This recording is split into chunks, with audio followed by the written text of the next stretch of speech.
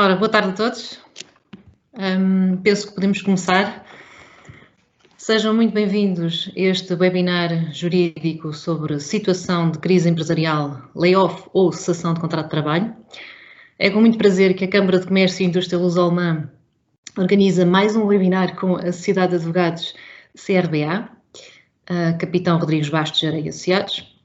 Realizamos já um primeiro webinar com esta nossa associada há cerca de um mês, sobre medidas de apoio às empresas neste contexto de pandemia, medidas transversais à economia.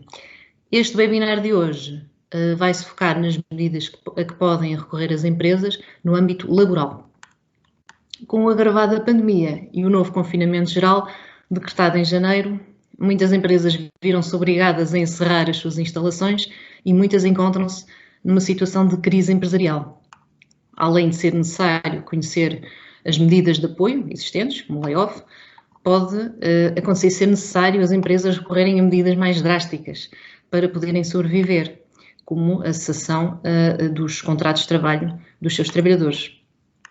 O Dr. José Ricardo Gonçalves e a Dra. Madalena Januário vão falar sobre as medidas de apoio, tal como o layoff simplificado, o regime do layoff do Código de Trabalho, que é diferente, mas também sobre as formas de cessação do contrato de trabalho previstos na lei, além de falar sobre aspectos importantes a ter em conta, como custos de cessação do contrato e o cálculo da compensação de fim de contrato. Antes de passar a palavra, queria dar-vos a habitual nota para vos informar que o webinar está a ser gravado.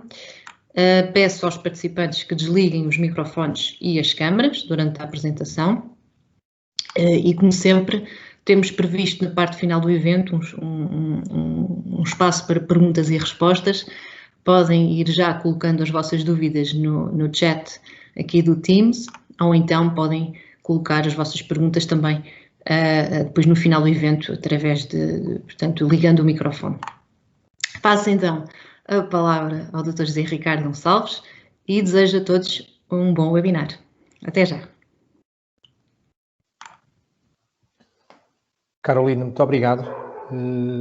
Começava por, na qualidade de representante da Câmara de Comércio que fez esta pequena apresentação, agradecer à Câmara o convite que gentilmente se lembrou de nos fazer.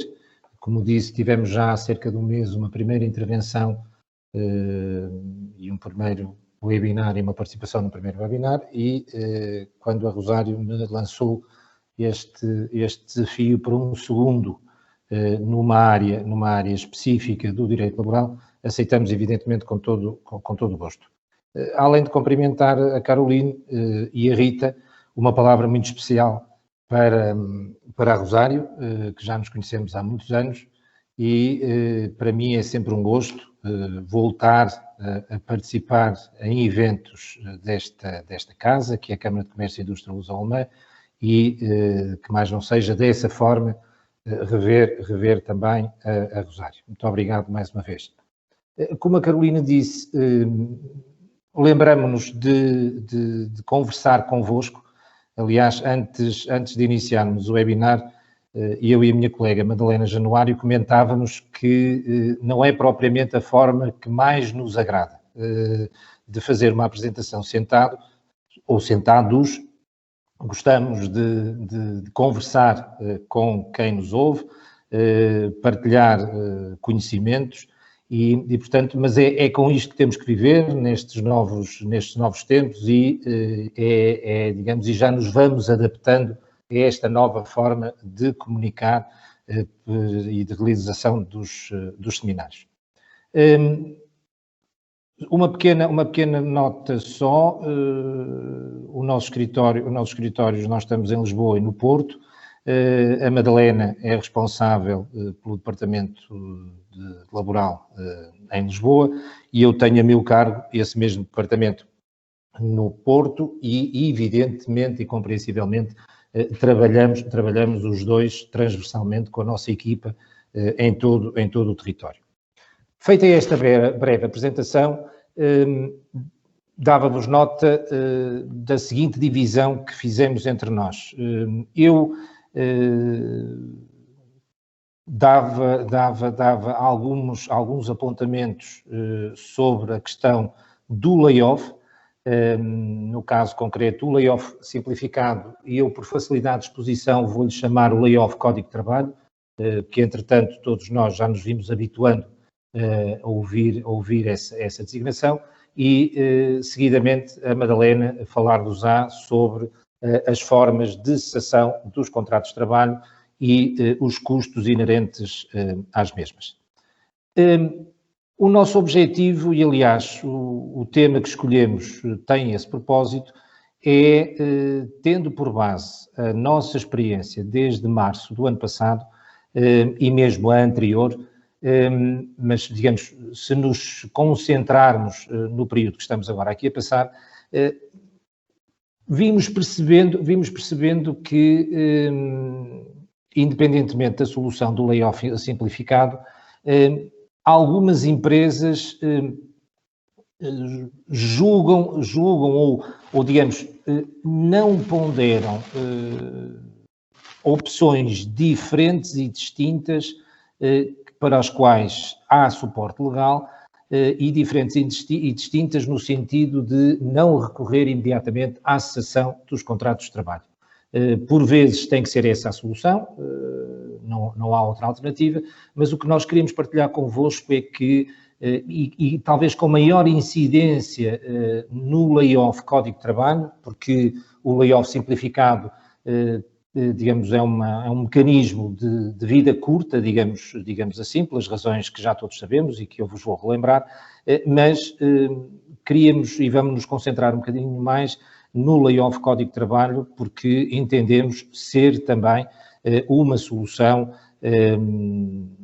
que deve ser ponderada por parte das diferentes empregadoras para fazer face ao período de crise empresarial que atravessamos. E entrava então, de forma relativamente breve, no layoff simplificado, para vos relembrar alguns pontos que me parecem relevantes. Depois, eu esqueci-me de dizer no início, a apresentação ser-vos-á partilhada, a Rita fará o favor de, a seu devido tempo e brevemente, vos enviar a apresentação e partilharemos convosco também 2 links da Segurança Social com um conjunto de perguntas e respostas mais frequentes que são apresentados junto dessa entidade que é a Segurança Social.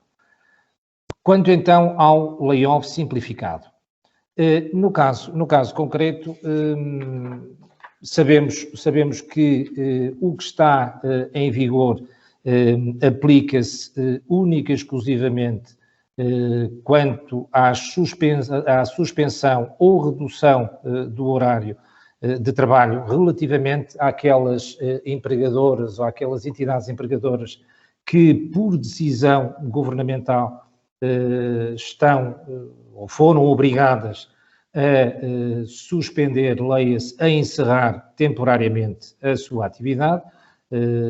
Esperemos que a maioria delas seja realmente um encerramento temporário e, nessa medida, foi criada, digamos, uma nova versão do layoff simplificado que já anteriormente, desde março do ano passado, existiu ou foi concebido como forma de reação às consequências decorrentes do período pandémico que, a partir de então, atravessamos. Insisto, neste caso concreto, o layoff simplificado está limitado aos casos de encerramento obrigatório por decisão governamental. Nesse sentido, é pressuposto para a entidade empregadora ter acesso a este mecanismo que tenha a sua situação regularizada perante a Segurança Social e a autoridade tributária e, no caso concreto, o encerramento, insisto, pode ser total ou parcial. Sendo que são dois os mecanismos, ou é o de suspensão dos contratos de trabalho ou de redução do denominado PNT, período normal de trabalho.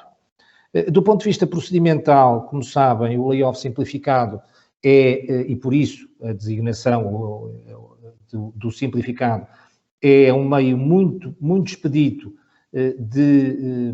do ponto de vista procedimental. Basta uma comunicação aos trabalhadores, que pode ser feita para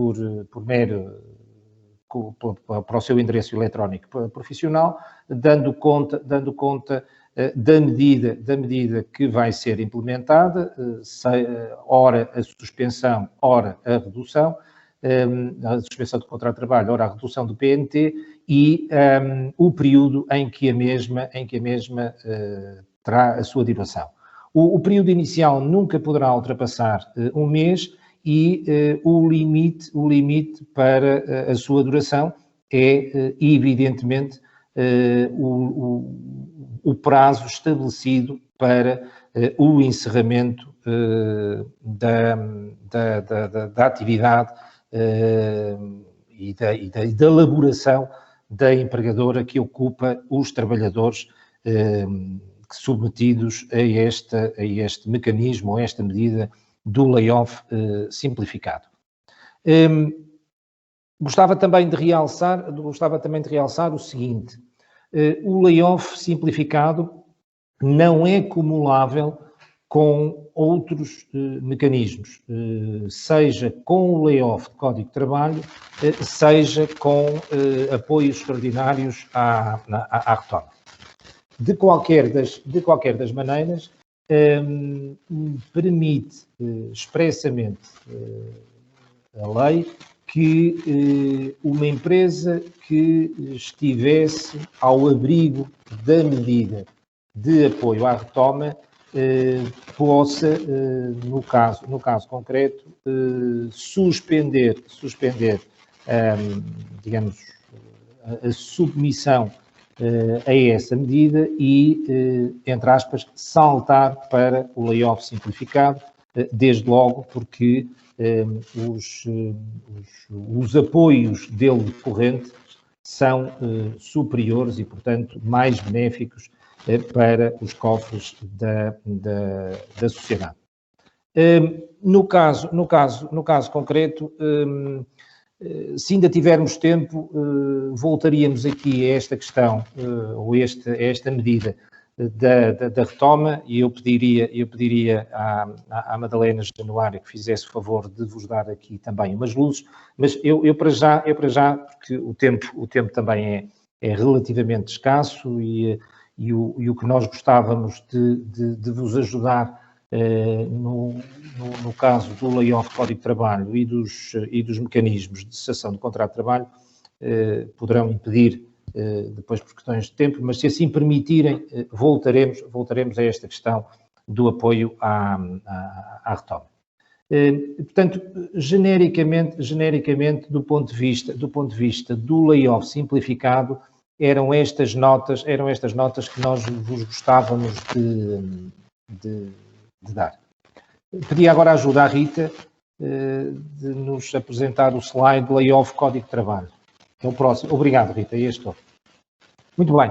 Como eu vos dizia, é um mecanismo já consagrado no Código de Trabalho e já anteriormente na legislação avulsa, antes da sua concentração no Código de Trabalho que existia, e destina-se exatamente a fazer face a situações de crise empresarial e, ao contrário do que muitas vezes se pensa, o layoff não significa só suspensão dos contratos de trabalho. O layoff significa também a redução do PNT, do período normal de trabalho. Portanto, esta era a primeira nota que eu gostava de vos dar. Desculpem aqueles que têm isto como assente, e se forem todos que tenham este princípio como assente, redobro as minhas desculpas, mas prefiro falar a mais do que deixar esta questão por esclarecido. Insisto, layoff significa a possibilidade de ou redução do PNT ou suspensão dos contratos de trabalho. No caso concreto, aqui sim, o procedimento é um pouco mais, chamemos pesado, do ponto de vista documental, porque implica um conjunto de fases processuais que eu de seguida explicarei.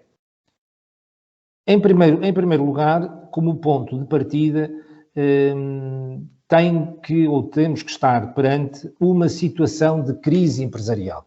E quais são as situações de crise empresarial? As situações de crise empresarial que aí vos estão anunciadas são 4.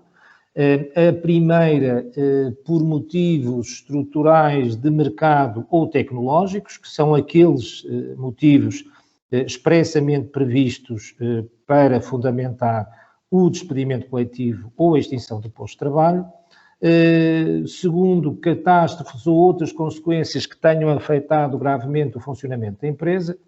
Terceiro, de empresa declarada em situação económica difícil. Ou quarto, empresa em processo de recuperação, o denominado PER. Portanto, este é o ponto de partida para fundamentar o acesso ao layoff, seja por via da medida de suspensão, seja por via da medida de redução do chamado PNT.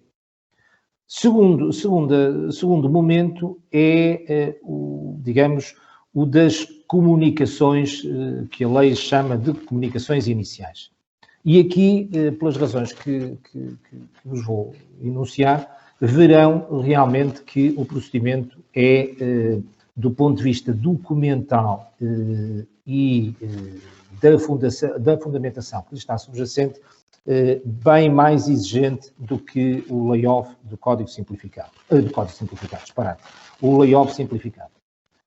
Em primeiro lugar, há a necessidade de fazer uma comunicação escrita, no caso concreto, à Comissão de Trabalhadores, ou à Comissão Intersindical, ou Comissões Sindicais, ou, na sua ausência, essa comunicação deve ser individualizada a cada um dos trabalhadores. E nessa comunicação há um conjunto de informação que nela deve constar. Os fundamentos económicos e financeiros para a aplicação dessa medida, o quadro de pessoal discriminado por secções, os critérios para a seleção dos trabalhadores a abranger, prazos de aplicação de medida e áreas de formação a frequentar pelos trabalhadores durante o período de redução ou suspensão. Portanto, insisto, é um conteúdo informativo bem mais exigente que o layoff simplificado. Segue-se depois uma fase de consultas. O empregador tem que disponibilizar para consulta os documentos em que suporta a fundamentação que comunicou ao trabalhador, nos termos que eu há pouco vos anunciei, e sendo que, no caso concreto, os trabalhadores podem, se assim quiserem, fazerem-se representar por uma denominada comissão representativa que terá de 3 a 5 elementos, conforme a medida abranja 20 ou mais trabalhadores. A experiência da constituição destas comissões representativas, partilhando convosco essa mesma experiência,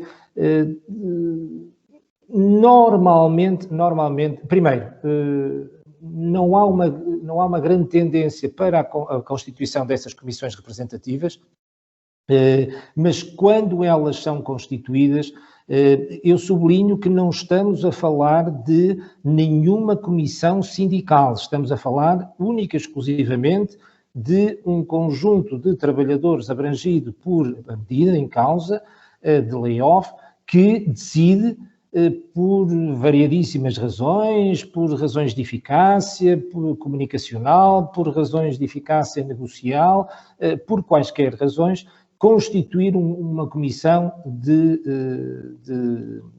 colegas que negociarão, digamos assim, com a entidade empregadora. E dizia-vos eu que, quando isso acontece, não tenho, pelo menos nas experiências que tenho tido, não tem sido negativa a constituição dessa comissão, desde logo pelas razões que eu atrás vos anunciei.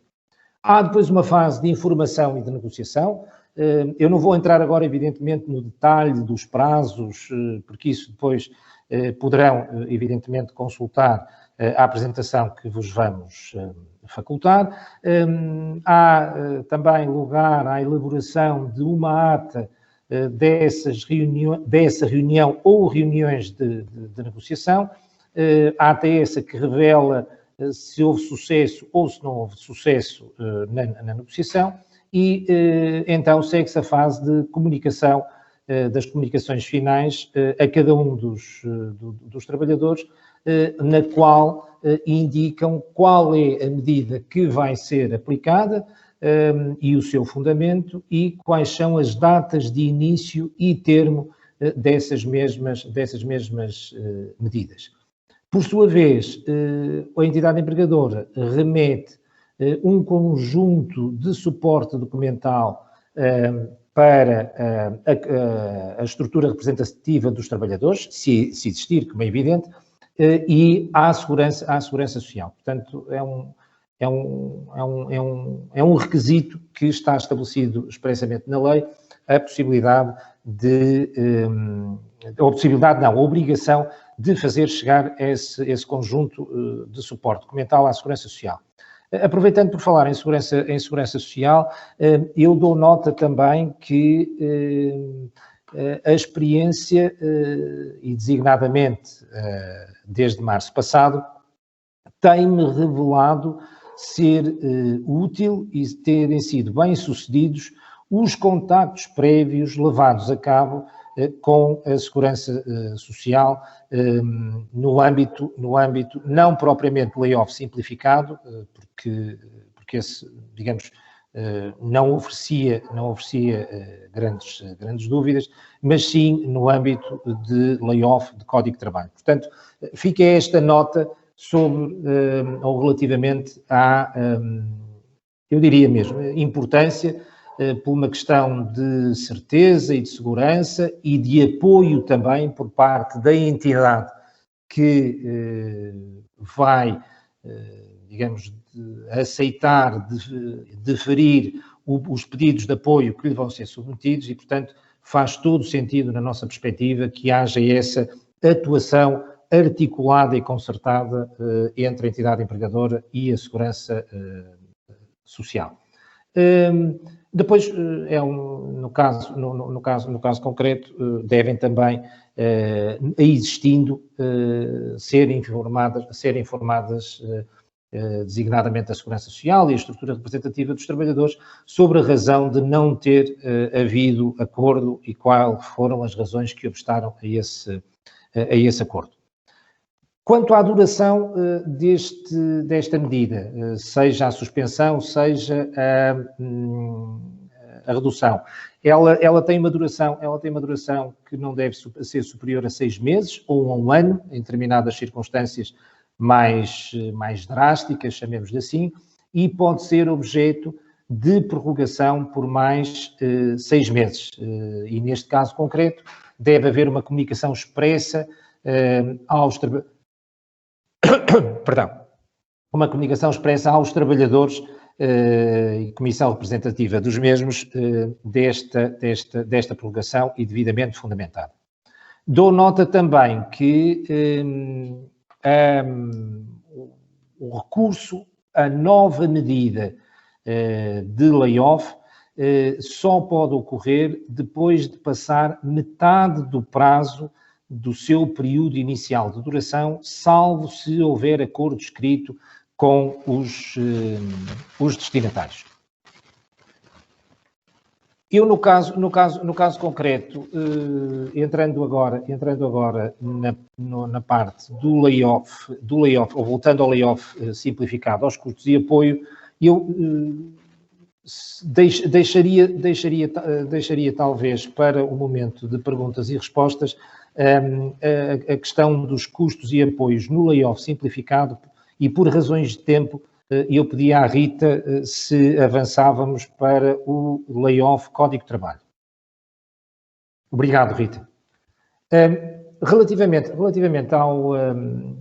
aos custos e apoios, no caso concreto do Código de Trabalho, nós temos um princípio que é o da compensação retributiva, isto é, o trabalhador tem o direito a ver assegurado 2/3 da sua retribuição líquida normal, ou, no caso concreto, do salário mínimo, havendo depois aqui um limite máximo de 3 vezes da retribuição mínima mensal garantida, que corresponde a 1.995 euros. A compensação é paga pelo trabalhador e dou-vos nota, no entanto, aqui de uma exceção que vinha lá, eu quase que diria assim, meio escondida no diploma que alterou no Decreto-Lei 6C de 15 de janeiro de 2021, onde o legislador quis expressamente prever uma exceção quanto à regra que eu há pouco anunciei, de o trabalhador ser assegurado os 2/3 da sua retribuição ilíquida. O legislador prevê expressamente que, no caso de layoff iniciado a partir do dia 1 de janeiro de 2021, e se o mesmo for fundamentado em crise empresarial decorrente do momento pandémico Covid-19, neste caso concreto, o trabalhador tem direito a ser-lhe assegurado o valor total da retribuição normal e líquida, com o dito limite de 3 vezes a remuneração mínima mensal garantida.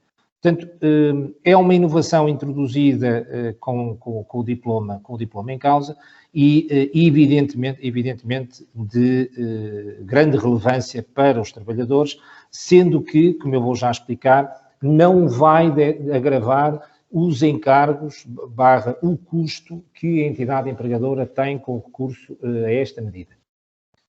E não agrava por isto mesmo. No caso concreto, na regra normal, a Segurança Social tem aqui um lapso que eu depois na versão que vão receber será devidamente corrigido. A Segurança Social suporta 70% de 2/3 da retribuição normal e líquida, é a regra normal, e os 30% desses 2/3 são suportados pela entidade empregadora. No caso concreto da dita exceção prevista no artigo 5º do diploma atrás referido, a Segurança Social suportará 70% de 2/3 dessa retribuição. Rita, pode avançar, por favor? Obrigado. A Segurança Social suportará 70% de 2/3 dessa remuneração, mas, em face da regra que veio a ser estabelecida, a Segurança Social suportará ainda o diferencial decorrente o diferencial que remaneja entre os 70% dos 2/3 da retribuição normal e líquida, mais os 30% desses 2/3 a cargo da entidade empregadora. E, portanto, isto tudo para permitir ao trabalhador receber, no final do mês, o valor integral da sua remuneração, insisto, salvaguardando o limite máximo de 1.995 euros. No caso concreto, para a entidade empregadora, como vos disse há pouco, o princípio é exatamente o mesmo, isto é, quer num caso, quer noutro, suporta 30% de 2/3 da remuneração mensal líquida, no caso da suspensão do contrato de trabalho, e no caso da redução do PNT, suportará, evidentemente, vamos imaginar que há uma redução a 50%, suportará metade do salário, correspondente às horas efetivamente trabalhadas pelo trabalhador, e relativamente ao remanescente, suportará apenas suportará apenas 30% dos 2/3 remanescentes. Portanto, insisto, não há qualquer agravamento para a entidade empregadora se o mecanismo em causa for objeto de recurso por parte da entidade empregadora, naquele caso concreto, a partir do dia 1 de janeiro de 2021 e fundamentado na crise empresarial decorrente da pandemia. Rapidamente também, quanto a valores que são, a retribuições que são devidas ao trabalhador, o subsídio de férias é pago integralmente, o subsídio de Natal é também pago por inteiro, havendo uma comparticipação de 50% da compensação retributiva por parte da Segurança Social e sublinho aqui, neste caso concreto, não há lugar a isenção de contribuições e de cotizações para a Segurança Social. Dou-vos nota que a Segurança Social vem fazendo, ou o entendimento da Segurança Social, não obstante isso não resultar do respectivo guia técnico, mas na prática a Segurança Social vem exigindo que as cotizações sejam cobradas, ou melhor, sejam pagas sobre a totalidade da remuneração do trabalhador, independentemente dos casos em que não seja essa a situação, em que ele ou ela só recebam 70% da sua, 2/3 da sua retribuição mensal e líquida. Sei, entretanto, que deu entrada uma providência cautelar por parte de uma determinada entidade empregadora, no sentido de pedir ou que fosse judicialmente decidido que a incidência das ditas cotizações devia ser única e exclusivamente sobre o valor que é efetivamente recebido por parte do trabalhador. Portanto, gostava de vos dar esta nota sobre o estado, passa a expressão, o estado da arte relativamente a esta questão das contribuições e cotizações. Insisto, pedia que tivessem presente que no caso concreto não há lugar a isenção de contribuições e de cotizações. Recordo também que o trabalhador deve comunicar à entidade empregadora a eventualidade de exercer fora da empresa uma atividade remunerada. Se não o fizer, corre o risco de perder o direito à compensação retributiva, de ter que restituir a mesma ou parte da mesma e a omissão de tal comunicação ser fundamento para, ou melhor, configurar infração disciplinar e, portanto, ser fundamento para a instauração do respectivo processo disciplinar. Por último, e para terminar, dou nota do seguinte, tal como acontece no layoff simplificado, no caso do layoff Código de Trabalho, a entidade empregadora está impedida de proceder à cessação por via, em caso de despedimento coletivo, a extinção do posto de trabalho ou de inadaptação,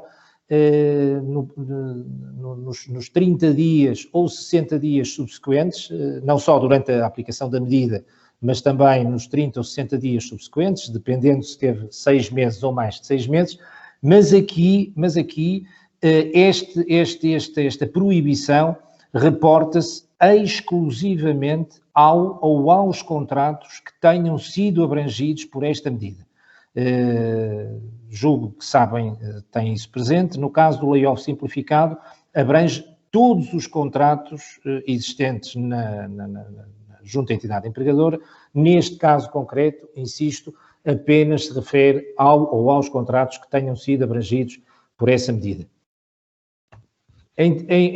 Passava agora a palavra à Madalena, pedindo desculpa por me ter alongado um pouco mais e, com todo o gosto, aguardarei as vossas questões para poderem ser esclarecidos e podermos trocar aqui algumas impressões sobre isso. Muito obrigado.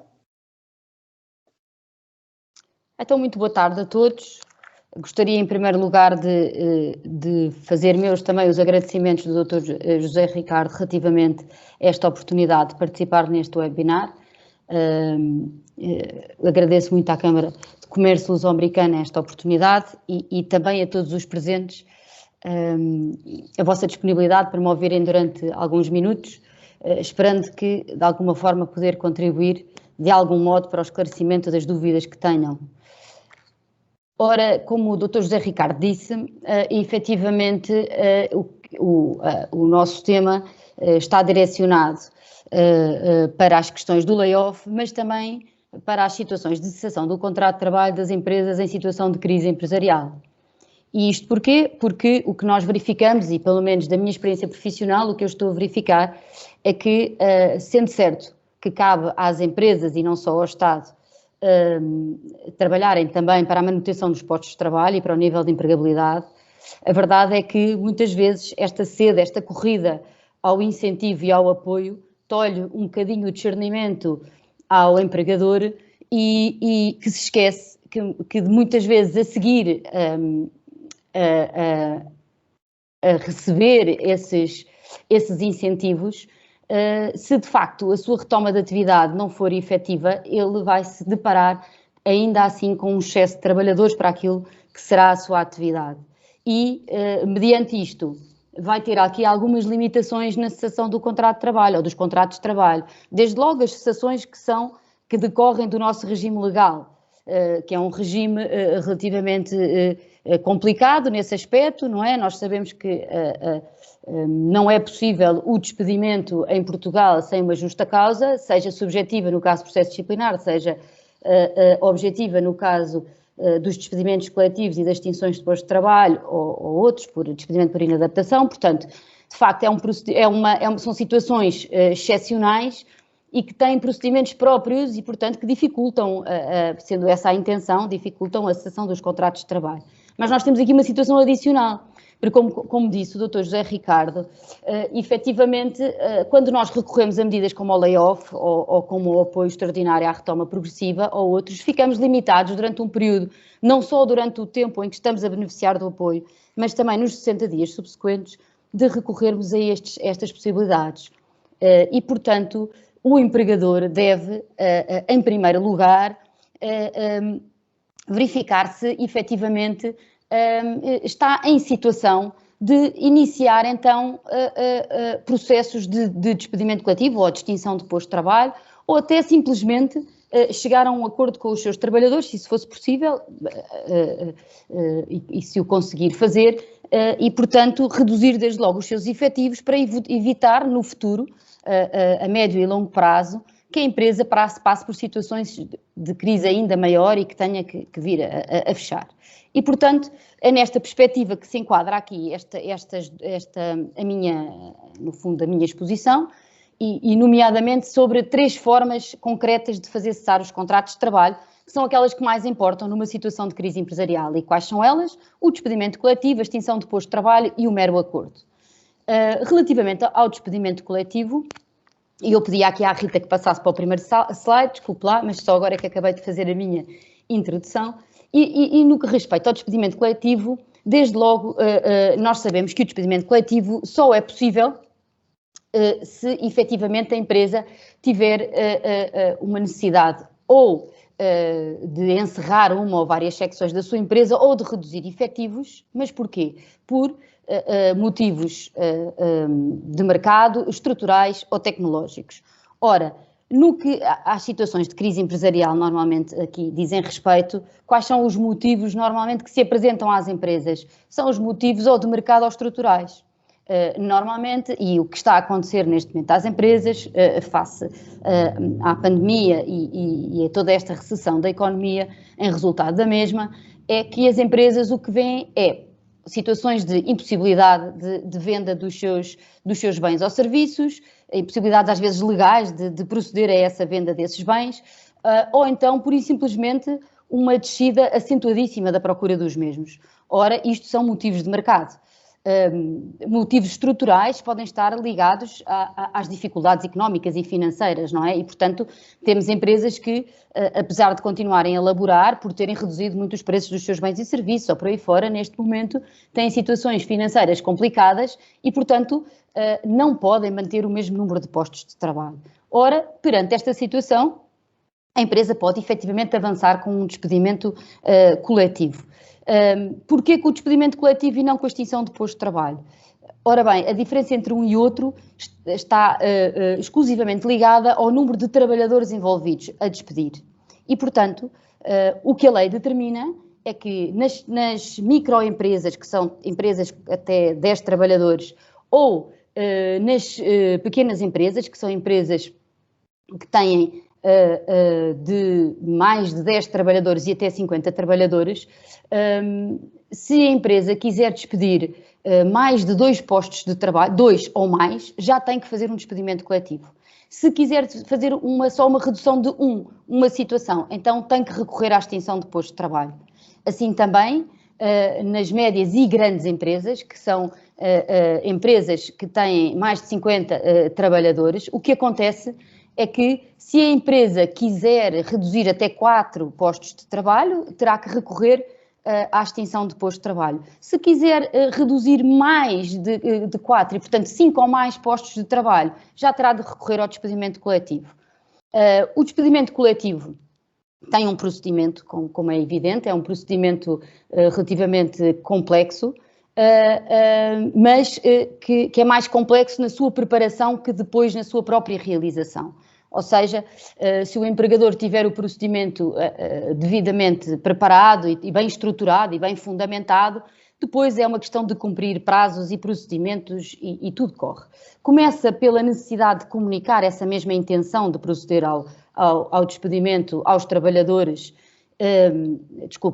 à estrutura representativa dos trabalhadores, e se não existir comissão de trabalhadores, às comissões intersindicais ou à comissão sindical, e na ausência destas, a cada um dos trabalhadores individualmente. Portanto, a comunicação é feita às estruturas representativas, se elas não existirem na empresa, tem de ser feita a cada um dos trabalhadores. E o que é que quais são os elementos desta comunicação? Ora, a comunicação tem logo que, à cabeça, evidentemente, indicar os motivos que justificam o despedimento, portanto, o trabalhador tem o direito de saber porque é que está a ser despedido, e quais são os motivos, se foram motivos de ordem estrutural, se foram motivos de mercado e quais foram em concreto, ou seja, quais são esses motivos que levam à necessidade de uma determinada redução de número de postos de trabalho. A empresa tem também que apresentar o seu quadro de pessoal discriminado por setores organizacionais, tem de informar os trabalhadores e a estrutura representativa dos trabalhadores sobre os seus critérios de seleção. Aqui os critérios de seleção cabe à empresa, previamente a iniciar este processo de despedimento, definir esses critérios de acordo com aquilo que é o seu objetivo. São critérios evidentemente de boa gestão, não podem ser critérios discricionários, nem discriminatórios, portanto nem arbitrários nem discriminatórios, como é evidente. Têm que ser critérios de boa gestão e que têm que estar definidos previamente, mas o trabalhador tem que saber porque é que são aqueles postos de trabalho e não outros, não é? Ou seja, em que é que a redução daqueles postos de trabalho vai contribuir para a melhoria da situação da empresa. Isto será tanto mais evidente, por exemplo, se houver um encerramento de uma parte da atividade e eu despedir todos os trabalhadores que estão adstritos àquela atividade, isto pode ser relativamente óbvio. Agora, se eu dentro de uma determinada estrutura ou secção, onde tenho vários trabalhadores a fazer o mesmo, tiver que despedir metade, eu tenho que explicar desses 50 e eu vou dispensar 25, porque é que eu escolhi aqueles 25 que fazem exatamente a mesma coisa e que trabalham exatamente na mesma secção. E, portanto, o critério tem que ser um critério objetivo, Pode ser o critério da remuneração, pode ser o critério da qualificação, pode ser, mas tem que ser um critério objetivo e que se entenda. Por outro lado, tem que informar o número de trabalhadores a despedir, categorias profissionais, o período que eu estimo que vai durar todo o procedimento de despedimento, portanto, desde do momento em que eu comunico até à cessação de todos os contratos de trabalho envolvidos neste despedimento, eu tenho efetivamente que dar uma ideia de quanto tempo é que eu presumo que isto vai demorar e, por outro lado, também tenho que informar do método de cálculo da compensação, porque estes despedimentos dão direito a receber efetivamente uma compensação pelo fim do contrato. Essa compensação tem um mínimo, que nós já vamos falar dela e que está prevista na lei, mas o empregador pode entender oferecer mais, não é? E portanto, tem que explicar aos trabalhadores se vai oferecer aquilo que está na lei ou se eles terão direito a receber um valor maior e então qual foi a fórmula de cálculo, porque ela tem que ser igual para todos, qual foi a fórmula de cálculo encontrada para acharmos esse valor dessa compensação.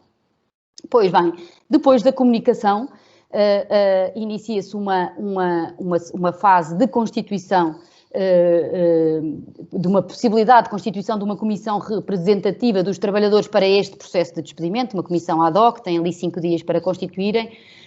Os trabalhadores, se quiserem, uma comissão representativa, se não, também, se houver uma comissão de trabalhadores, podem-se fazer representar por essa comissão de trabalhadores ou pelas estruturas representativas existentes na empresa, ou por isso simplesmente não se unirem de forma a que haja essa comissão representativa. Existindo comissão representativa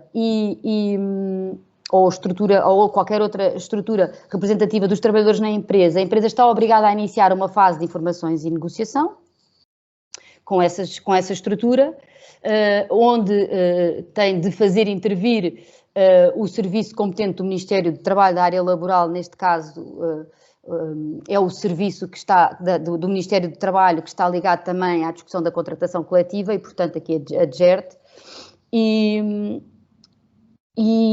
que tem que acompanhar esta negociação, acompanha, portanto, é informada e acompanha estas negociações, estas sessões de informações e negociação, que têm sempre como objetivo reduzir o número de trabalhadores abrangidos. Eu nunca conheci, mas, por exemplo, nunca conheci no sentido que não tenho experiência disso, mas poderia acontecer que uma situação que começa numa intenção de despedimento coletivo se convolve numa situação de layoff. Se verifique que é possível um layoff e que com o layoff é possível recuperar, manter a empresa e manter os postos de trabalho. Outras alternativas de reclassificação profissional, pré-reformas, pronto, é o momento para discutir outras alternativas que permitam reduzir o número de trabalhadores abrangidos e a seguir a esta fase de informações e de negociação, a empresa terá então que decidir se vai ou não vai despedir, quem é que vai despedir e uma vez decidido comunicar então, quer a cada um dos trabalhadores abrangidos individualmente, quer à Comissão Representativa dos Trabalhadores, essa sua decisão. Essa comunicação também obedece a critérios, não é?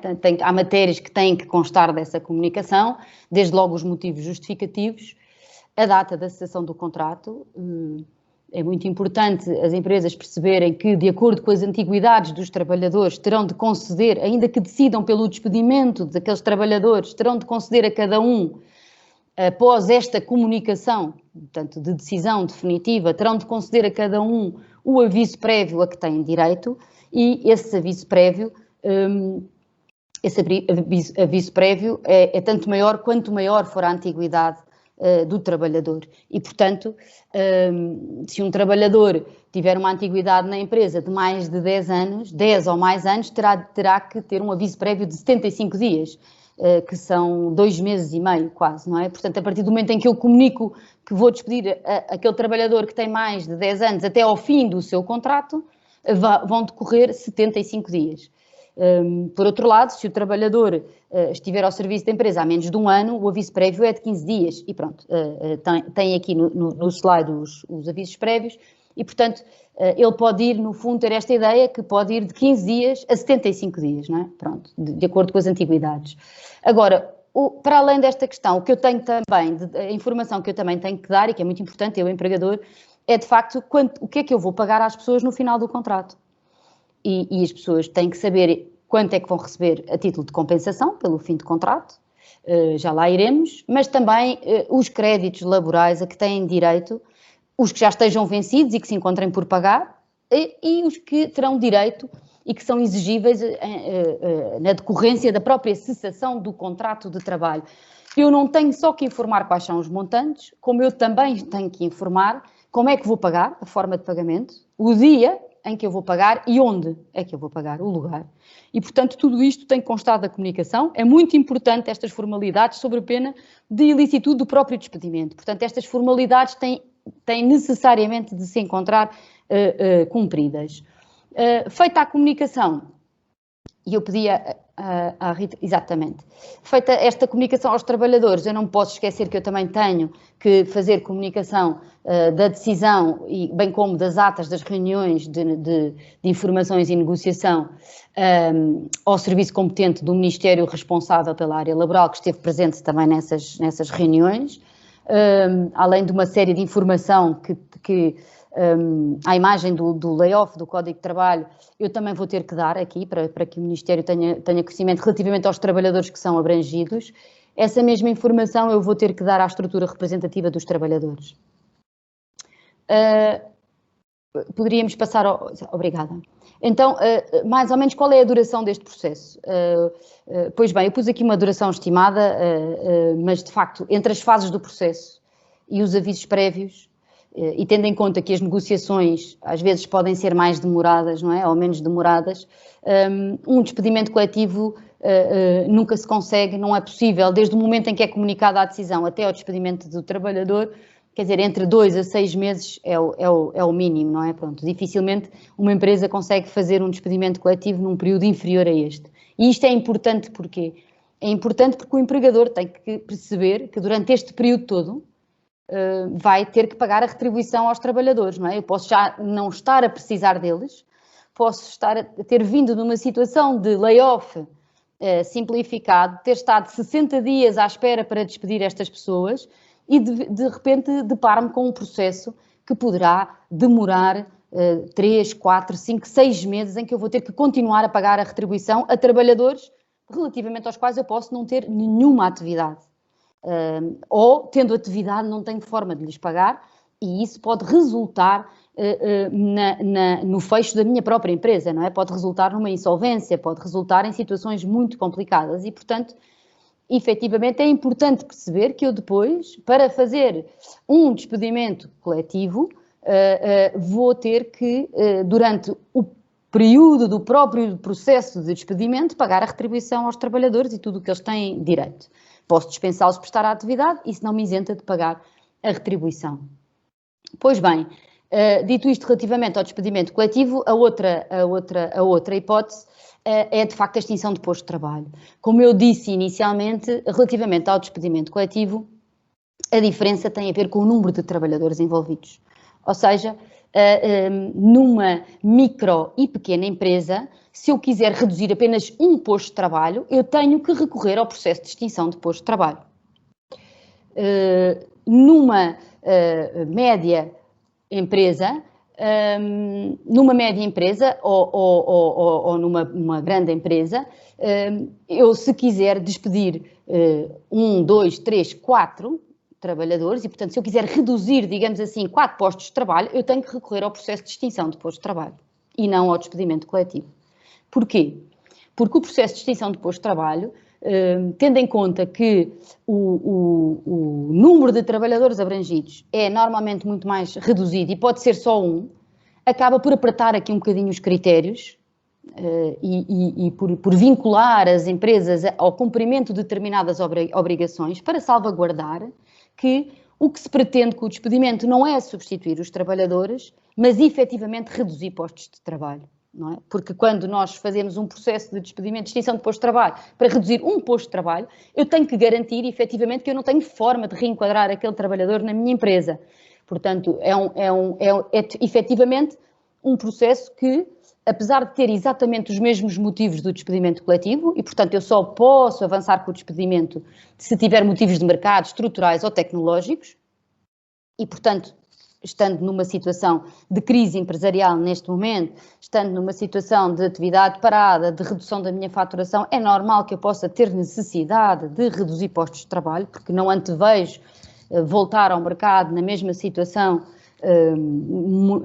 a médio e a longo prazo, e portanto tenho que reduzir, mas eu tenho que justificar melhor então a forma como vou fazer essa redução. E então qual é o procedimento neste caso? Antes do procedimento, quais são os requisitos? Estes requisitos mais apertados de que eu estava a falar. Portanto, desde logo, os motivos não devem, evidentemente, não podem ter origem numa atuação culposa do empregador. Isso, aliás, isto, apesar de estar aqui especificado, não pode em circunstância nenhuma, também não pode no despedimento coletivo. Mas é muito importante verificar se é praticamente impossível a subsistência da relação de trabalho, como eu estava a referir há bocado, porque o empregador, de facto, na extinção de posto de trabalho, tem esta obrigação de verificar se não tem nenhum posto de trabalho compatível com a categoria profissional do trabalhador. E aqui discute-se se categoria normativa, se funcional. Eu entendo que aqui até o que importa é a categoria normativa, ou seja, se eu sou um financeiro, se eu sou um comercial, e portanto a obrigação de me dar funções equivalentes à minha categoria, e portanto verificar se não tem qualquer outra opção. Não existam contratos a termo para as tarefas correspondentes às do posto de trabalho extinto e não seja aplicável, evidentemente, o despedimento coletivo. Estes são os requisitos. Por outro lado, a extinção de posto de trabalho também se nos apresenta critérios, enquanto no despedimento coletivo, critérios de seleção, enquanto no despedimento coletivo esses critérios de quais são os trabalhadores a despedir ficam, no fundo, de alguma forma, à mercê do empregador, segundo critérios de boa gestão, e que têm que estar adequados aos motivos invocados para o despedimento, evidentemente. Aqui é a própria lei que diz ao empregador quem é que ele deve despedir perante uma situação em ter numa mesma secção trabalhadores com a mesma categoria profissional e que fazem o mesmo e ele só quer reduzir um posto de trabalho. E então é a lei que nos diz qual é o posto de trabalho que eu vou reduzir. Estes critérios vão-se excluindo uns aos outros, ou seja, se verificar logo o primeiro, eu fico por aí. E, portanto, o primeiro critério é o critério da avaliação. Se existirem avaliações de desempenho na empresa, e dando aqui um exemplo para isto ser mais fácil, se calhar, de compreender, se eu, por exemplo, estiver numa redação de um jornal, por exemplo, e tiver uns quantos jornalistas na secção de economia, jornalistas que trabalham naquela secção de economia, e eu entender reduzir a minha secção de economia e passar de 5 jornalistas na secção de economia para 4 jornalistas na secção de economia, eu tenho que explicar qual é o trabalhador que eu vou retirar. Então a lei determina que eu tenha que escolher aquele que tiver pior avaliação. Claro que isto obriga a que existam nas empresas avaliações de desempenho, não é? Nos últimos tempos, e avaliações de desempenho com critérios de avaliação que sejam conhecidos pelos trabalhadores, não é? Pronto, eu não posso criar ali avaliações de repente para motivar o despedimento. Vamos admitir que eu não tenho avaliações, que eu não faço avaliações, nem tenho avaliações, pelo menos com estes critérios que a lei me impõe. Então passo para o segundo critério, que será o das habilitações. Entre os 5, eu devo fazer cessar o contrato de trabalho daquele que tenha menores habilitações. Mas vamos admitir que os 5 têm as mesmas habilitações. Então, eu tenho que ver, desses 5, qual é aquele que é mais oneroso, aquele que tem um maior custo. E não é só o salário base, é o salário base, os suplementos, portanto, aquele que custa mais dinheiro à empresa. E então, o que custar mais dinheiro à empresa é esse que a empresa tem que fazer cessar o contrato de trabalho. Vamos admitir que têm todos, não há avaliações, têm todas as mesmas habilitações académicas, ganham todos o mesmo. Todos os jornalistas da secção de economia daquele órgão de comunicação social ganham todos o mesmo valor. E então, qual é o critério a seguir? O da menor antiguidade na função, e depois, ainda se verificar que têm todos a mesma antiguidade na função, o de menor antiguidade na empresa. Pronto, estes são os critérios e são relativamente apertados, não é? Como podemos ver, e que dificultam um bocadinho aqui o processo de extinção de posto de trabalho. A seguir a isto, a empresa então comunica, aqui neste caso, quer às estruturas representativas dos trabalhadores, quer a cada um dos trabalhadores individualmente, a empresa começa o processo por fazer a comunicação. E a seguir a fazer a comunicação, onde a empresa terá que, portanto, na comunicação terá que não só explicar aos trabalhadores exatamente porque é que são eles ou aquela secção a atingida e dentro daquela secção porque é que são aqueles os postos de trabalho que vão ser extintos, explicando os critérios de seleção. E isto são informações que já têm que constar da própria comunicação. Eu pediria à Rita que passasse para o slide seguinte, exatamente, onde eu tenho o que é que efetivamente tem de constar da comunicação. A seguir a fazer a comunicação, Rita, eu pediria que passássemos para o... Muito obrigada.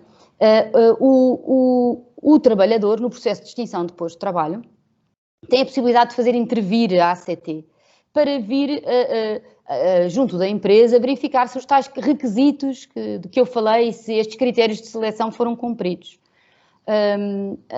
A ACT, ou o inspetor da ACT, depois de receber esta comunicação, tem 7 dias para proceder a esta avaliação e emitir um relatório, mas não é obrigado a fazê-lo. Isto leva a que, em muitas situações, as empresas se deparem com verdadeiras incógnitas sobre se vão receber ou não um relatório da ACT e quando, sendo certo que ele não é obrigatório, mas é evidente que o empregador não vai querer despedir, podendo ter a hipótese de ter um parecer negativo da ACT. Porquê? Porque dará aqui uma presunção de ilicitude a este despedimento e que poderá dificultar muito a situação da empresa. Portanto, o gestor cauteloso vai aguardar pelo menos o máximo que puder pela emissão deste parecer da ACT. Ou deve fazê-lo, não é? Pronto, não está obrigado a fazê-lo, mas deve fazê-lo. Por outro lado, o próprio trabalhador também pode emitir um parecer fundamentado nos 15 dias posteriores à recepção da comunicação de despedimento.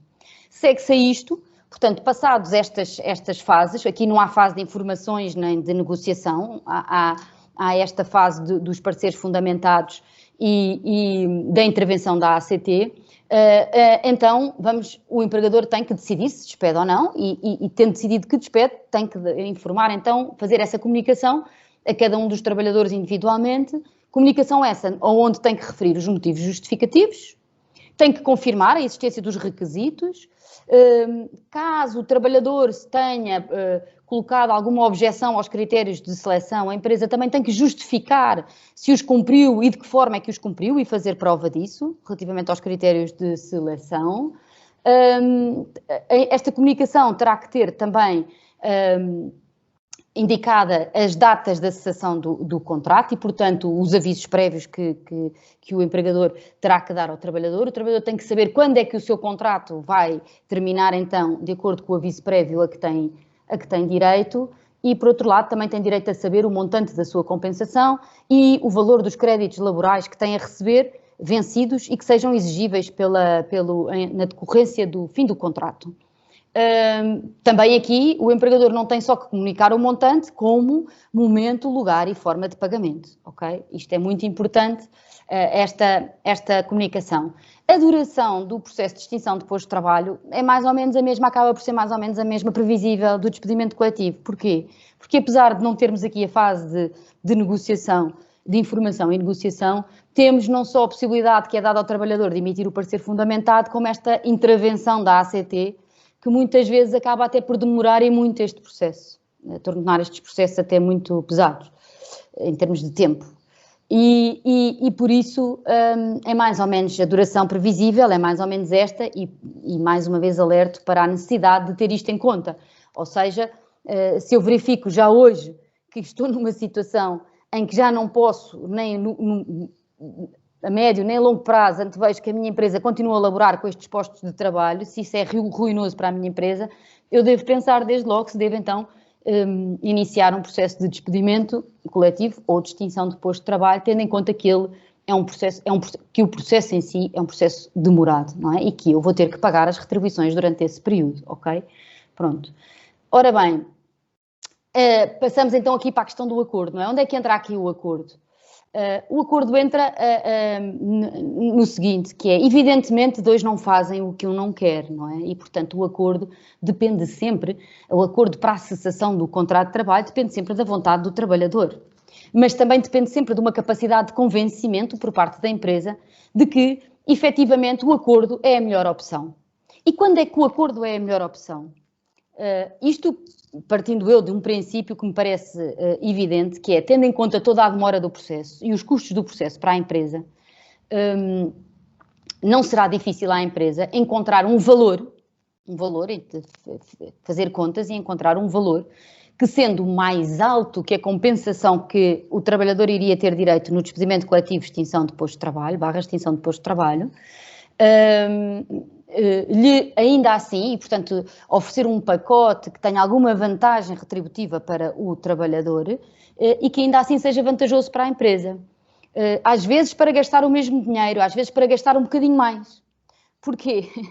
Porque tem aqui duas vantagens no acordo. Primeiro, evita o desgaste de um processo interno de despedimento e o impacto que isso tem nos outros trabalhadores, que ficam e que se sentem desgastados também com este processo e que reduzem a sua atividade, claramente. Evita os riscos do próprio procedimento em si, evita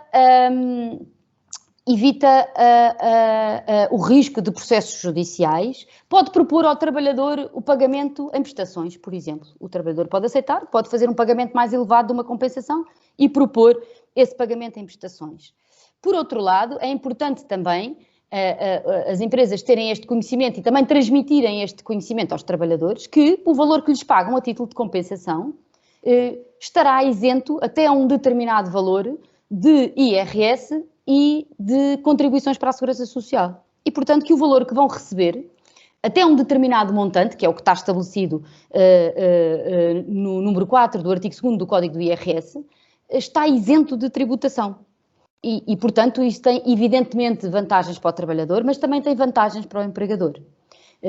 Que se somar salários que iria pagar no âmbito do processo de despedimento e os oferecer num pacote de compensação no âmbito de um acordo para a cessação do contrato de trabalho, saberá que esse valor que iria pagar, por exemplo, não vai estar sujeito a contribuições para a Segurança Social e, portanto, poderá ter aqui um benefício dos 23,75. Claro que tem um teto, este valor. No entanto, é importante esta informação. Por outro lado, também é importante perceber que o acordo, em determinadas circunstâncias, dará ao trabalhador o acesso ao subsídio de desemprego. É certo que o acordo é sempre uma situação involuntária de desemprego, no entanto, para efeitos de consideração ou do direito ao subsídio de desemprego, e eu pediria aqui à Rita que passasse 2 ou 3 slides, sim, mais à frente, que pode continuar a passar, se faz favor. Pode ir para o próximo, se faz favor, Rita. Muito obrigada. Para efeitos de acesso ao subsídio de desemprego, o que temos é que as situações de acordo que são justificadas em motivos que permitiriam ou o despedimento coletivo ou a extinção de posto de trabalho, portanto, se eu tenho fundamentos e motivos para avançar com uma extinção de posto de trabalho, mas antecipo-me a esse processo tentando um acordo com o trabalhador, se eu prestar esta informação à Segurança Social, se disser eu fiz um acordo, mediante uma declaração que eu tenho que fazer autónoma, porque se eu não chegasse a acordo com este trabalhador, eu ia avançar com um processo de extinção de posto de trabalho, para o qual eu tenho fundamentos, e que são estes e estes, este trabalhador que faz este acordo tem direito ao subsídio de desemprego.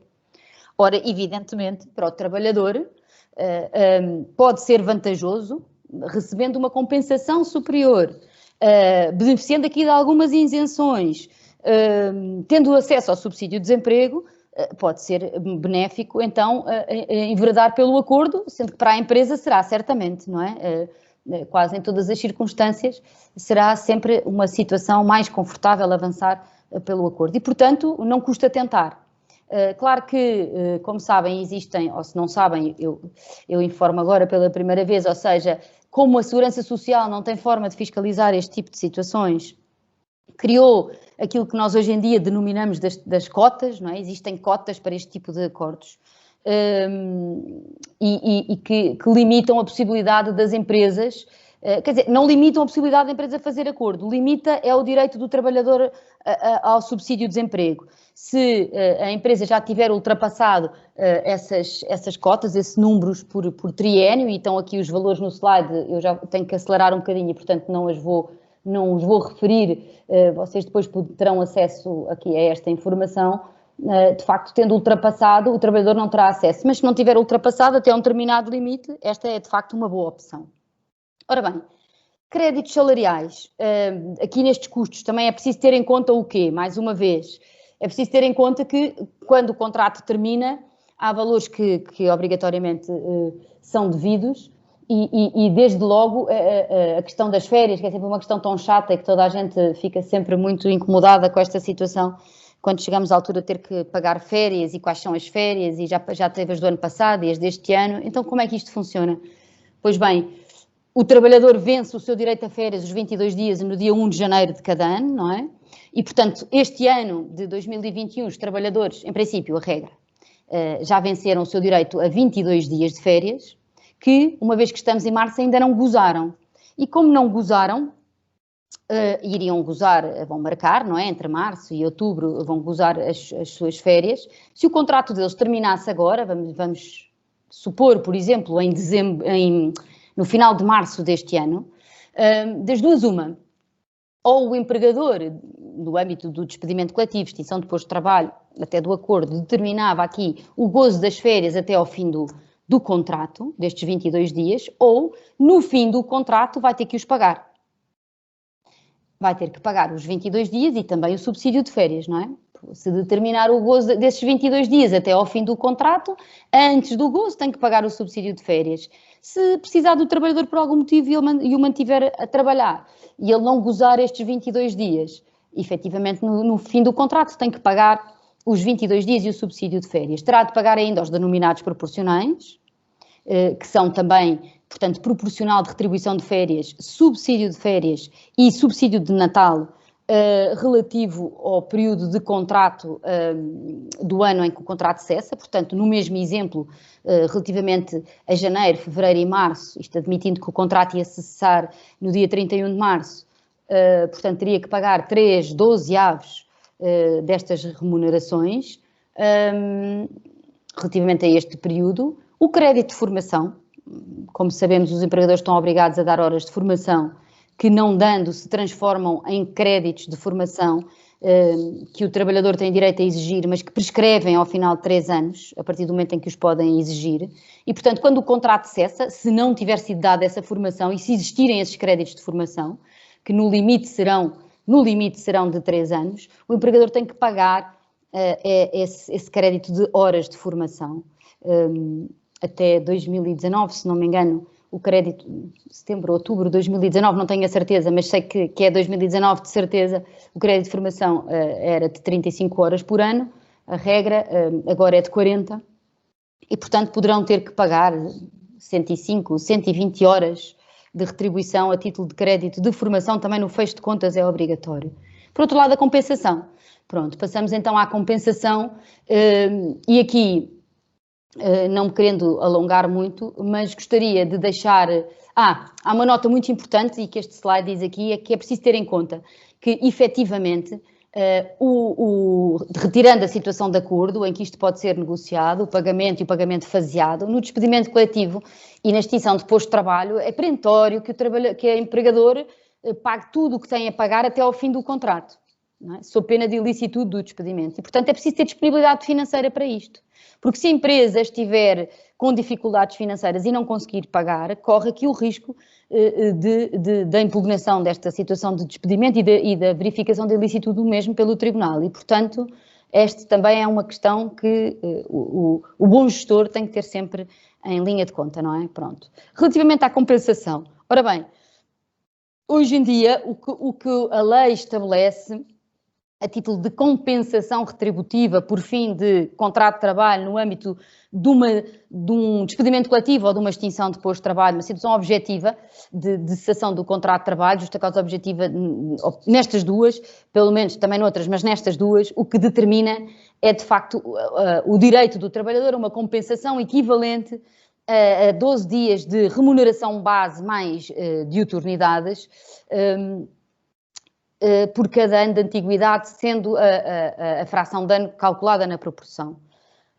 Acontece que este regime tem limites que estão considerados na lei, que vão encontrar também no slide seguinte, e esses limites têm limites máximos relativamente à remuneração base, sobre a qual é feita a fórmula de cálculo, que não pode ser superior a 20 vezes a remuneração mínima mensal garantida, portanto 13.000 e qualquer coisa euros, e portanto se houver remunerações superiores a este valor, elas estão limitadas por aqui, e também tem uma limitação na sua valoração total, que é não podem ser superiores a 240 vezes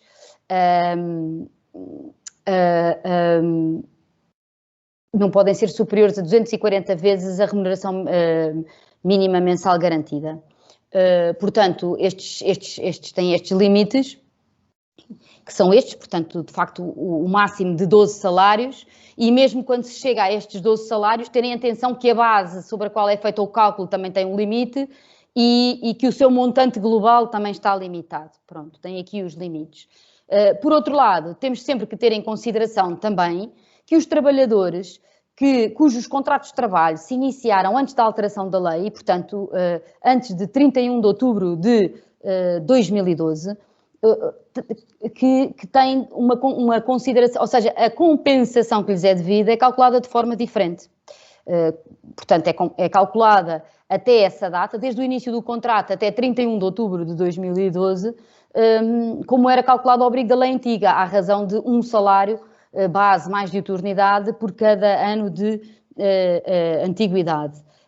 Depois há ali uma alteração da lei entre 2012 e 2013, que traz ali mais umas fórmulas de cálculo que eu tenho aqui nos slides seguintes e que não vou explicar, mas gostaria de alertar, por falta de tempo, só por isto, não me levem a mal, mas que gostaria de alertar para o seguinte. Eu penso que já toda a gente sabe, mas eu acho que é uma ferramenta muito útil na aferição destas compensações, que é o simulador de cálculo disponível no site da Autoridade para as Condições de Trabalho, da ACT. Nós temos aqui o link, mas também temos aqui no próximo slide a página que eu ia pedir, exatamente, que ia pedir à Rita para nos mostrar. E este simulador de cálculo tem algumas falhas, é verdade, mas tem coisas ótimas, porque nós podemos pôr a data de início de contrato e a data de cessação do contrato, pomos a remuneração base, pomos a diuturnidade ali em baixo, carregamos no botãozinho e ele automaticamente nos dá o valor da compensação nos termos do 366, na sua versão total, não é? Com todas as alterações e em todos os regimes e pronto, dá-nos ali a fórmula. Por outro lado, também nos permite calcular os créditos, aqueles créditos, tirando o crédito de formação, os créditos de fim de contrato. Bastando-nos para isso que nós incluamos aqui neste campo onde diz complementos, os subsídios regulares que vão contar, por exemplo, o subsídio de isenção de horário de trabalho, o subsídio de turnos, as prestações regulares, subsídios de desfia, sei lá, que os trabalhadores recebam e que vão contar para o cálculo das férias, subsídios de férias e subsídio de Natal, e o próprio simulador dá-nos uma ideia de quanto é que nos vai custar no final do dia e do contrato de trabalho este trabalhador, cada trabalhador individualmente. Existia também aqui nesta página um simulador do crédito de formação, mas eu penso que ele, quando foi alterada a lei, não foi atualizado e depois deixou de estar disponível. Eu creio que deve estar em atualização. Também ajudava muito, também era uma ferramenta muito boa, mas neste momento não está efetivamente disponível. E pronto. Penso que com isto terminei a minha apresentação. O José Ricardo e eu estaremos agora disponíveis para as vossas questões. Agradeço muito a paciência de me ouvirem e espero sinceramente ter contribuído de alguma forma para vos dar alguma informação adicional. Muito obrigada a todos. Muito obrigada, Madalena e José Ricardo, pela vossa exposição. ficamos dentro deste curto espaço de tempo com uma ideia geral, mas muito clara sobre o layoff do Código de Trabalho, por contraposição ao layoff simplificado, e sobre os mecanismos legais existentes, quando as empresas são forçadas a pôr termo aos contratos de trabalho com os seus trabalhadores. Temos agora previsto um espaço para os participantes colocarem as suas questões. Estejam à vontade, podem colocar aqui no chat ou então ligando o microfone. Entretanto, aqui durante a apresentação foram já colocadas 2 questões que eu vou ler, da Isabel Berner sobre o layoff, que pergunta como é que se articula o regime do layoff simplificado com a baixa normal por doença. Uma trabalhadora em layoff foi simultaneamente para baixa médica, portanto, está na situação de layoff e simultaneamente está em baixa médica. Sei qual é que eu respondo. Agradecendo antes de mais nada, porque tenho a oportunidade de ver que todas e todos os participantes se mantiveram estoicamente no seminário, portanto, em meu nome também agradecer-vos a paciência de nos ouvirem até aqui. Alongamos-nos um pouco mais, mas entendemos que o tema é suficientemente relevante e importante para as entidades empregadoras e por isso quisemos entrar um bocadinho mais em detalhe. À doutora Isabel Berner, eu esclarecia da seguinte forma e em termos objetivos, isto é, qual é a prática da Segurança Social relativamente à questão que me coloca. A Segurança Social distingue se o layoff simplificado, a medida é de suspensão ou de redução. Se a medida for de suspensão, a Segurança Social entende que a trabalhadora que entra de baixa mantém-se do ponto de vista remuneratório retributivo como se em layoff simplificado estivesse. Salvo nos casos de subsídio de parentalidade, portanto, todos eles, maternidade, gravidez de risco, paternidade e todos mais, aí sim passa a expressão para a situação de licença com o recebimento do respectivo subsídio. Já se a medida do layoff simplificado for a de redução do PNT, neste caso concreto, suspende a situação que está do ponto de vista remuneratório em layoff e passa a oferir o subsídio de doença. Portanto, sem discutir se faz sentido, se não faz sentido, se é isto que a lei pretende, eu nestas coisas como noutras sou muito pragmático e, portanto, quem decide e quem atribui os respectivos subsídios tem este entendimento. Espero tê-lo esclarecido, doutora Isabel. Sim, muito obrigada. Não sei se estão a ouvir. Sim, sim. Estou sim. Sim, senhora, muito obrigada, fiquei esclarecida. Muito obrigado. Muito obrigada.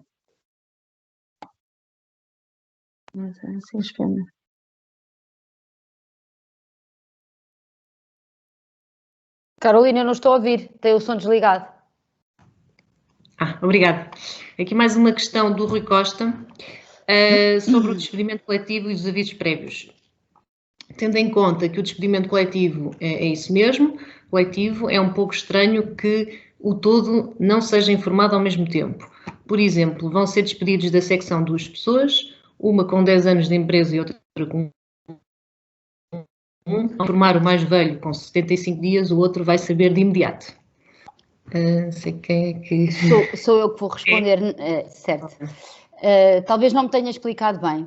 Os trabalhadores abrangidos pelo despedimento, independentemente das antiguidades, recebem todos ao mesmo tempo, ou individualmente, ou através da comissão representativa dos trabalhadores, caso exista, no despedimento coletivo, na extinção de posto de trabalho, cada um individualmente, a comunicação de intenção de despedimento. Quem vai ser despedido sabe que vai ser despedido, ok?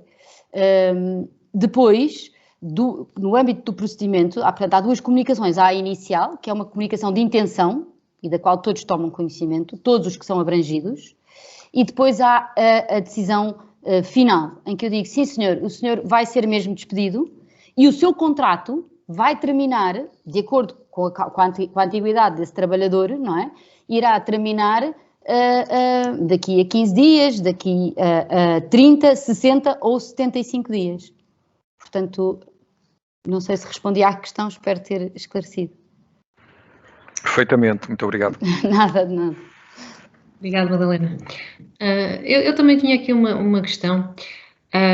Falou-se há pouco portanto, no layoff do Código de Trabalho, que parece ser mais exigente e prever mais formalismos, portanto, ser mais moroso que o layoff simplificado.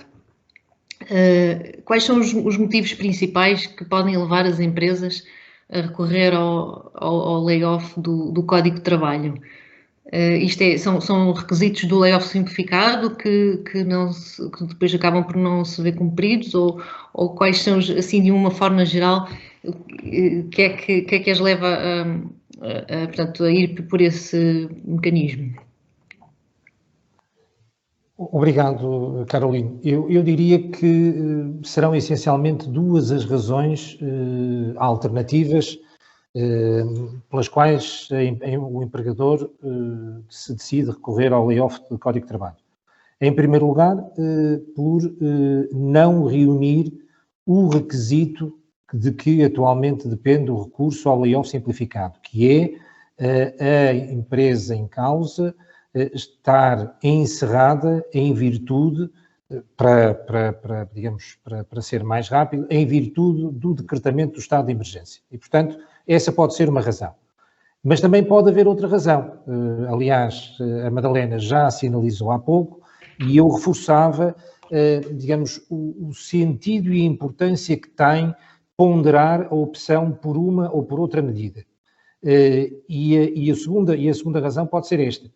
Desde logo, em face desta alteração decorrente do diploma de 15 de janeiro, que passou a permitir que layoff iniciado a partir do dia 1 de janeiro de 2021, tendo por base a crise empresarial em virtude da pandemia Covid-19, o trabalhador tem direito a oferir ou a receber a totalidade da sua retribuição.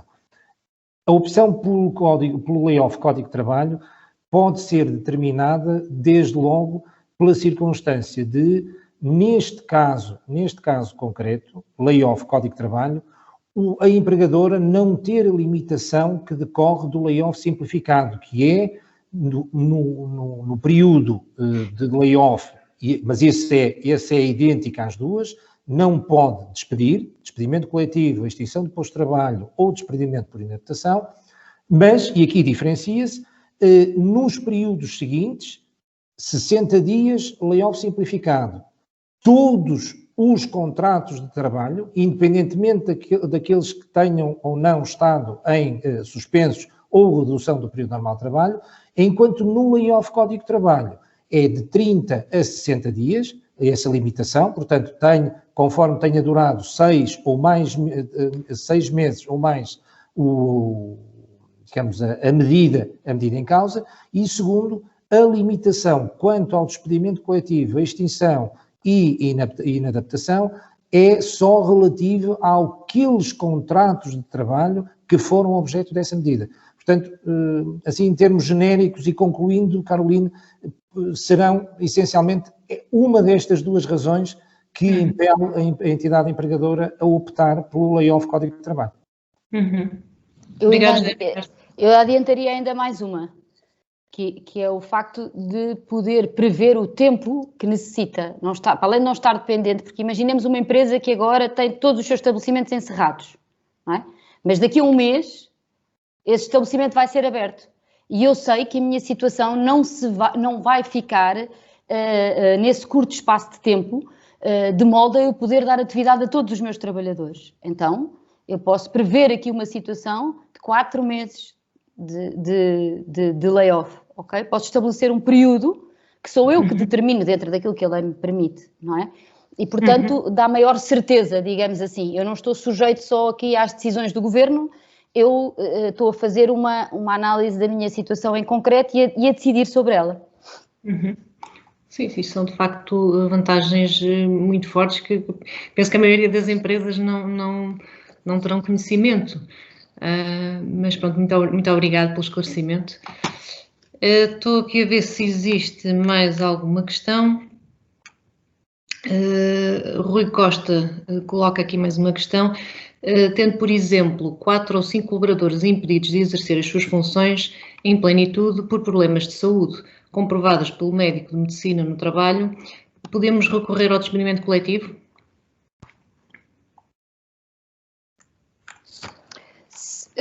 Se esse trabalhador pode ser abrangido pelo despedimento coletivo? Pode. Claro que não pode ser abrangido por esse motivo. Ou seja, não pode ser como uma medida, no fundo, nesse caso, seria discriminatória, não é? Pronto, não pode ser por esse motivo. Mas pode acontecer que aquele trabalhador que tem essa limitação, não é? Vamos imaginar o caso mais objetivo possível, não é? Eu tenho uma empresa que tem vários quiosques de venda ao público, não é? Tenho um quiosque em Lisboa que vou fechar. O trabalhador que está à frente desse quiosque tem essa limitação. O facto de eu ter que extinguir o posto de trabalho dele, nada está relacionado com a situação dele, tá? Mas sim relacionado com a necessidade que eu tenho de fechar aquele quiosque ali em Lisboa. E, portanto, não há nenhum motivo para eu não poder fazer cessar, eu, empregador, fazer cessar o contrato de trabalho desse trabalhador. Sim, obrigado, mas eu posso caricaturar um pouco. Caricaturar sem piada nenhuma, mas para se perceber aquilo que eu pretendo. Imaginemos os Pizza Boys, por exemplo, não é? E há uma empresa que tem 50, 60 estafetas de motorizada. Desses 50, 60 estafetas de motorizada, houve 4 ou 5 que tiveram acidentes e todos perderam uma perna. Estou a caricaturar, isto é ridículo, mas para perceber. O que é que eu posso fazer com essas 4 ou 5 pessoas? Elas deixam de poder trabalhar e exercer as suas funções, porque não podem conduzir a moto. Mas o que é que eu posso fazer a esses 4 ao mesmo tempo? Mas aí tem um outro problema que não tem a ver com despedimento coletivo. Tem a ver com o próprio contrato de trabalho e a eventualidade da caducidade do mesmo por se ter tornado o seu objeto por impossibilidade do trabalhador de praticar aquela atividade, não é? Pronto. Sim. E, portanto, já não estamos a falar de ou seja, o motivo do despedimento não é uma necessidade de redução da atividade, não são motivos estruturais, tecnológicos, nada. A questão que leva à cessação do contrato de trabalho é o facto do trabalhador em si não poder prestar aquela atividade. Sim. Mas eu tenho a obrigatoriedade de procurar uma função alternativa? Se não tiver, o contrato de trabalho caduca, por impossibilidade de prestação pelo próprio trabalhador, relativamente ao qual o empregador é alheio, não é? Sim. Está bem, obrigado. Nada. Obrigada, Helena. Bem, não havendo mais questões, penso que podemos encerrar. Entretanto, a minha colega Rita deixou aqui o link para o nosso questionário de satisfação no chat. Agradecemos, tanto o feedback dos participantes. Resta-me então agradecer à CRBA, à Madalena, ao José Ricardo e também a todos os participantes que estiveram presentes, pelas questões que colocaram também. E chegamos então ao fim do nosso webinar. Muito obrigada a todos e até à próxima. Obrigada a nós. Muito obrigado a nós e até à próxima. Até à próxima. Boa tarde. Obrigado. Boa tarde. Boa tarde.